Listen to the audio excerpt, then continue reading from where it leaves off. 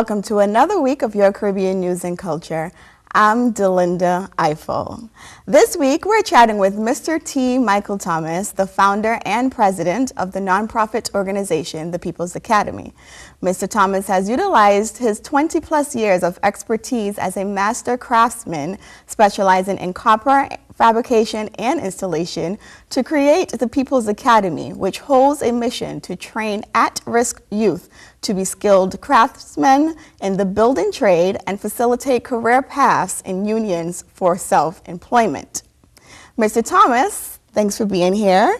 And alongside Mr. Thomas, we have Brother Lowe, who is co-founder of the Black Economic Justice Institute. Thank you both for being here. Thank you very much for having us. Absolutely. Now, Mr. Thomas, you hail from Trinidad and Tobago, yes, but you grew up in Boston. So yes. Talk to us about how you got into this field. During high school, well, originally welding is in my blood, in my trade. In Trinidad, welding is a huge market, and my father was a welder. I started off as a kid as a welder, but in high school, the teachers took a certain interest in my creativity and my drive to do things, and they introduced me to the sheet metal aspect coming out of the Humphrey Center, which is ORC, next to Madison Park, next to the Reggie Lewis Center. And then from there, they got me into the union, and I took it to another level. Nice. All right. Now, one thing you can actually pull in the area, if you know something made of copper, you would think of the dome at the Massachusetts State House. Right. But what are some other everyday things made of copper that we may not be aware of? Simple thing as your gutters, the plumbing in your house, things like the entryway to your home. But copper is a thing, it doesn't hold bacteria. And it's in phones, it's on our wrists for muscle pain, arthritis. Copper is also, there's cooking pans that's made out of copper, water jugs. It's just a variety of things, but there's copper in everything. All right. Now, you took your expertise and you meshed it with a philanthropic deed, creating the People's Academy. Correct. Talk to us about the mission and what led you to create the People's Academy. That's a good question. While I worked in the union, I saw a lot of disparities for black people, people of color, black, brown, however you want to phrase it. And one of the things I was always told that when I look around and I see, especially in my neighborhood, in my community, that there weren't a lot of people of color on these projects. And I questioned it and I said, well, geez, what's the problem? Well, they're not skilled enough, they're not this enough, they're not that enough. So I took it upon myself and I said, hey, you know what? I'm going to create my own training component. That's what I did. Absolutely, and that's the People's Academy. That's the People's Academy, yes. Now, Brother Lowe, your organization, Black Economic Justice Institute, talk to us about what your organization is and your partnership with the People's Academy. Well, my organization, the Black Economic Justice Institute, we advocate for change in our community. You realize and you know well aware of the conditions that, when I say our community, I'm speaking specifically about Roxbury, Dorchester, and Mattapan. We have the highest rate of unemployment in our community. And for the last 20 years, as much as people know and are aware of the efforts that Mr. Menino, rest his soul, has done, there's still conditions that really needs to be changed for the people of our community. And it was a blessing to me to run into and to meet and know Mr. Thomas, because of the program that he has is one of the programs that is really needed in our community. And it's unfortunate that he hasn't been assisted more to do what he has to do, because it can affect a lot of lives in our community, what he has to offer. And I'm a person who believes that when we come across someone who's willing, a craftsman, that's willing to give back to our community, then this is the type of things we support. Absolutely. Yes. Now, you work not only on houses and things of that nature, but you've taken this skill, in my opinion, to an extraordinary level, and you create decorative pieces. Yes. I'm talking cars, speedboats, flower pots, right. frames. Right. Yeah. So where do you draw your inspiration from for these creations? Honestly, I strongly believe, I pray a lot. I'm not a religious person. My family is extremely religious. My mother is especially, but from people like, Brother Lowe, Priscilla, a few others in the community who, their encouragement, the need, and just, like I said, I pray a lot. And just for the opportunity to be able to create and to teach and to get folks to teach them to be better than I am, that they could take care of their families, that they can build within their community, within themselves, that, that's one of the things is in our community, for people like us, is a lack of opportunities. The last 20 years plus, there's been a serious breakdown with incarceration, murder, unemployment.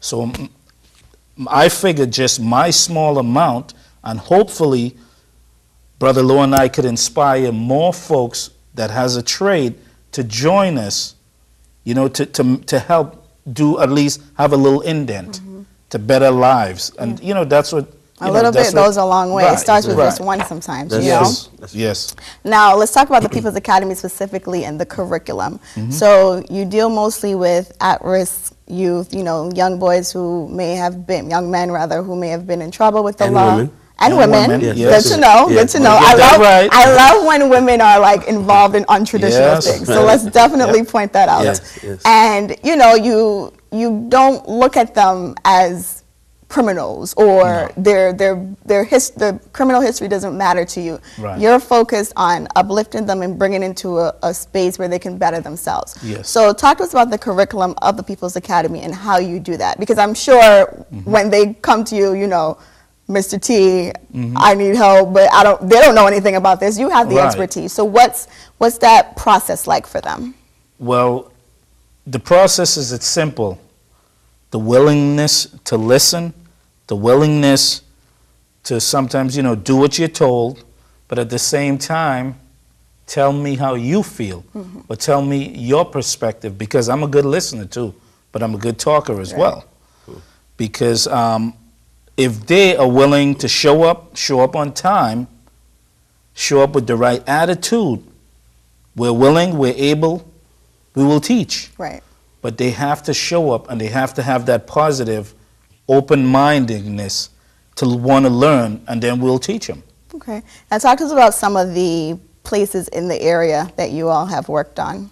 Ooh, we have worked on, we've worked everywhere.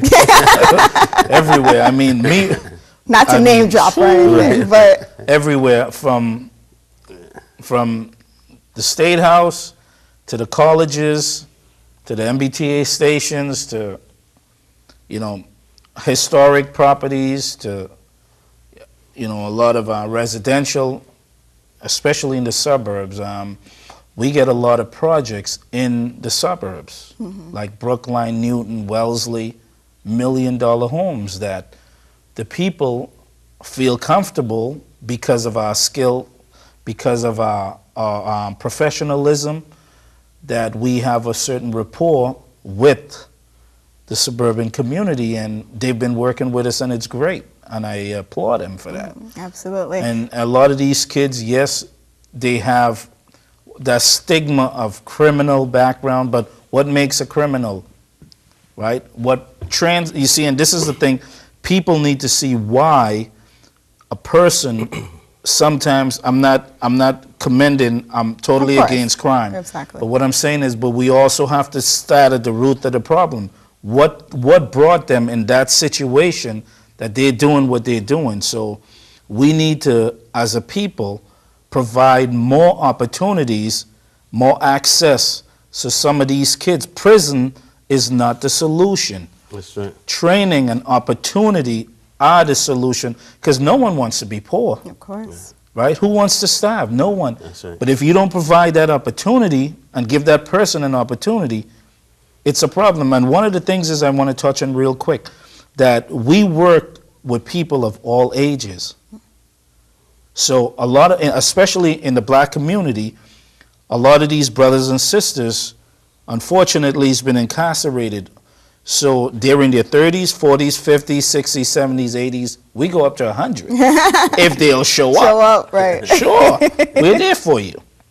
Absolutely. Now, Brother Lowe, one quick question before we go to break. Sure. Just in terms of your work with the People's Academy, what would you say is one of the most gratifying things you've seen with the participants of the growth and the improvement with the participants of the People's Academy? Well, one of the things I can say about the People's Academy compared to other programs that are in our community, the People's Academy reaches a certain segment of our community that other programs ignore. There's a certain segment that they out to reach, but we have broadened the brush and opened the door so that anybody who's in our community that wants to get training, that wants to get a job, that wants to get a skill, can come to the People's Academy and be a part of it. You know, there's a lot of ways, there's a lot of things that forbid our community, people in our community, to get involved. They may think, well, I'm not good enough, or you know, because I have a quarry, that's a problem. But see, we're about uplifting people in our community, and that means that we overlook a lot of things that they see as a problem. Right. So what we say is this: if you're willing to, and you want to learn, you want to craft, come to the People's Academy. And also, we're looking for people to get involved to help.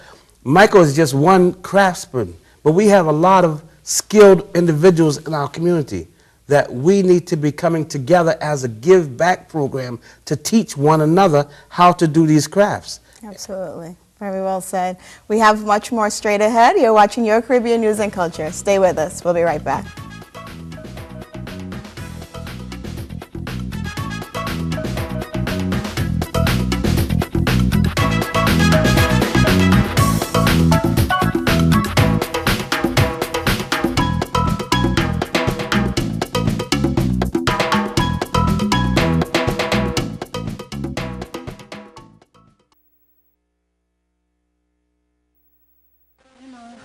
Take your medicine? Oh gosh, I forgot it. Her nurse. You need a claim number?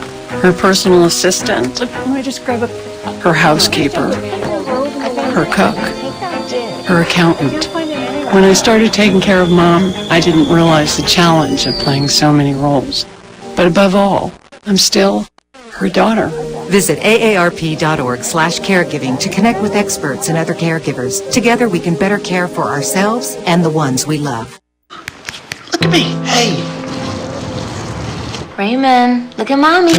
Maybe the light hurts his eyes. Maybe she's just not hungry. Maybe he can't hear us. Maybe we're not stimulating him enough. Maybe it's a phase.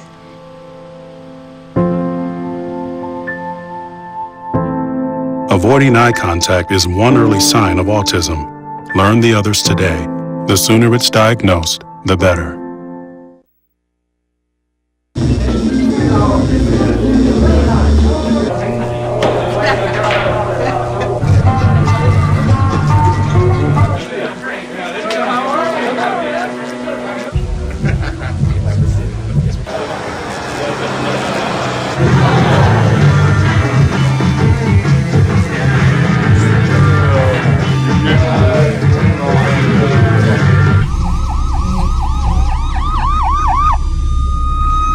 So I've come up with the family emergency plan. Great.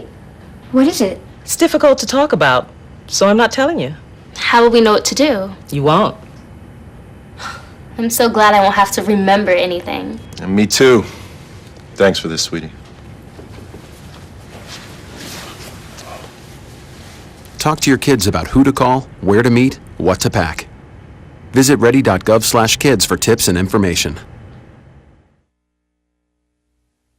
Welcome back to Your Caribbean News and Culture, everyone. We've been spending our time chatting with Mr. T. Michael Thomas, the founder and president of the People's Academy. And joining us also is Brother Lowe, who is the co-founder of the Black Economic Justice Institute.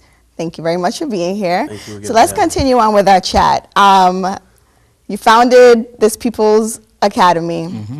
With anyone who's a founder that started something, you always think of the growth. What's next? How can we expand? So talk to us about how you see the future for the People's Academy. The future that I see is, and my hope, high hope, is to train as much folks in our community and then go beyond our community to other communities within the country and beyond, and to make them employable, because this particular trade is a historic trade and it's one of the first original trades. It's also one of the only trade that you have to replicate what was done 100 years ago, 200-300 years ago. And everything is made from scratch. It's not something you can go in a local hardware store or whatever. You have to literally hand make it. So that's the beauty of it. And the patina, when it goes on, it looks like a penny, nice and shiny, and it patina greens after 15 to 20 years, like the Statue of Liberty. But that's a protection of the metal, like a blanket or a jacket. So if you scratch that green, it's just as shiny at the bottom, so which is beautiful. And like I said, it doesn't hold bacteria. So, but copper is not the only metals that we work with. We work with other types of metal, but we just specialize in copper. So what I see is, getting as much folks as possible, teaching them that trade, teaching them how to start up companies, you know, that basically to take care of their families, to build their own sustainability. Perfect. Yeah. Now, you operate out of your house. The basement is basically the workshop area. Correct. Yeah. One of the floors is, you know, the office space. Classroom. Yep, the classrooms, conference rooms. Yes. You have display of your work there. Yes. Congratulations, because you're now a 501c3, which means you can Correct. accept donations. Yes. So you've made a lot of progress over the years. So for me, personally, that speaks to your passion and your dedication to really uplifting our communities and the people. And I will address this to both of you. You have this passion, and the dedication shows.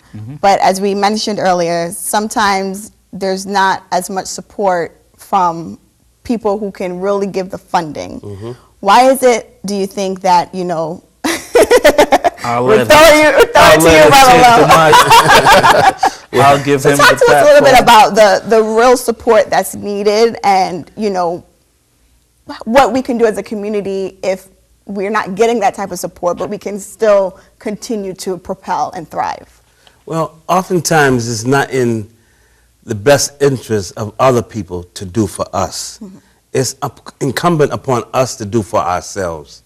And what it really going to take to move this forward, and I just want to give a big ups to the brothers and sisters from the Caribbean, that I've known a lot of craftsmen that come from the Caribbean who have skills and that are non-union, but oftentimes they're able to do the job better than some of the union people that are trained here, you know. So what we need to be able to do is go for our own, create our own, you know, create our own construction companies. And that has been done, but now also there's a need to get people who have those skills and have those companies contracts with the city. One of the things that the Black Economic Justice Institute has been doing is talking with the city to break up those multi-million-dollar contracts, and instead of just going union, which is the push of the city.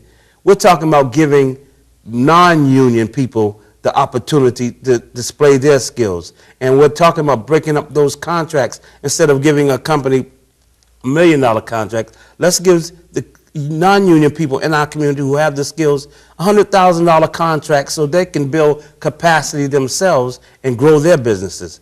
And one of the things it's going to take, though, is for people who have the skills to get on board with us so that when we go to the city to fight for jobs in our community, we have a list of competent people that can do the job and get the job done. Absolutely. Yes. That's very true. Now, we spoke a little bit about the support from the city and, you know, what we can do, because sometimes you don't have to wait for people to do things. That's you can right. do things on your own. That's true. Now, do you find that there's going to always be a purpose for organizations like the People's Academy in the Boston area? Like, we need this. Yes, definitely, because I'm a product of the union, but like I said, what prompted me to do the People's Academy, there weren't too many people of color, and there still isn't, and this is 2014. And like Brother Lowe said, we need to pull within ourselves, pool our talents and our skill together, and train ourselves. We need to, like he said, the give back program, like the each one teach one. If whether you're making a phone call, whether you're shaking someone's hand, you can do something that will better another person's life. It doesn't take, give an hour a day, an hour a month. It makes a difference. So the People's Academy and the Black Economic Justice Institute will always be needed because there will always be disparities. And that's another thing that we stand for, the injustice, that disparities. On one side is getting everything, and the other side is falling, going to jail, you know, dying, murdered, nothing being addressed. And I have to take the muzzle off a little, but, and I'm going to be careful. Okay, yeah, be careful. Put your foot close to his I'm going to be careful, but no, seriously, what the community can do, because both these organizations are needed, because there's a liquor store just about in every corner. That drives me crazy. There's some churches, a few churches. There's a few, you know, colleges, whatever. What's wrong with having a few training components? I applaud all the other components. But the People's Academy and the Justice Institute is also needed because we focus especially on the need that the black community haven't had since the last 20 plus years. I mean, because if we don't do what we're doing, no one hasn't been doing it, because if they have been doing it, we wouldn't be in the condition we're in, because our condition is worse since the 60s. So we all can coexist together. All we are saying today is, whatever you can do, contact us. You know, it could be a nickel, it could be $1, it could be $100. Whatever you can do, visit us, visit our office, visit our workshop, see what we're really about. Don't listen to don't believe the hype. Come see us. See, we are grassroots right here trying to make a difference. We need their support. And if they can do whatever they can do, come and support us. Absolutely. And I'd also like to say that right now, there's billions of dollars of construction that's going on right up under our noses, all over the city. Right now, there's cranes up all over the city. And you can't go down none of these streets without seeing someone digging the streets. Yeah. But oftentimes, those people don't look like or don't represent our community. It's time that we get a fair share of the work that goes on in this community. Gentrification is happening. That means right now, Boston is the fastest gentrifying city in the country. That means they're moving us out of this community. We have a wonderful community here. You can go skiing in the Blue Hills. You can go swimming in Dorchester Bay. You got a golf course. You got a zoo. You got a beautiful skyline. You're minutes from the airport. These are amenities that people pay for. Right. And you can see early in the morning, people are tired of getting stuck on those highways trying to get into the city. Right. That we're here in the city. Let's take our rightful place in the city, and let's get work so that we can survive in this city. All right. Now, on that note, we have to wrap it up. But thank you both for being here, and I wish you the very best. I think it's a wonderful thing that you're doing with the People's Academy. It's uplifting the community, and it's very much needed. So thank you both very much. Thank you for having us. All right. We'll be right back.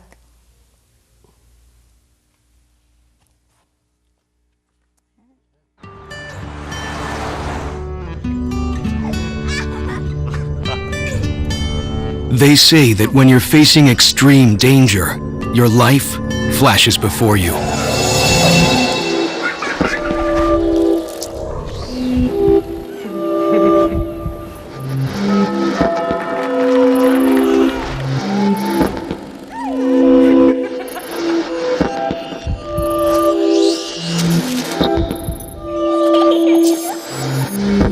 If you think that's sad, consider facing it before you even have enough life to flash before your eyes. Car crashes are a leading killer of children 1 to 13. Deaths and injuries can be prevented by using the right car seat. Visit safercar.gov/the-right-seat to know what is appropriate for each age and size. All right. Special thanks to Mr. T. Michael Thomas, the founder and president of the People's Academy, for joining this week. And also thanks to Brother Lowe of the Black Economic Justice Institute. For more information on the People's Academy, check out their website, www.peoplesacademyinc.org. I'd also like to thank my lovely Studio A crew, and of course, thank you all at home for watching. And it's the holiday season, so whether you're celebrating Christmas, Kwanzaa, Hanukkah, whatever it is, happy holidays and happy New Year. I'm Delinda Eiffel. See you next time.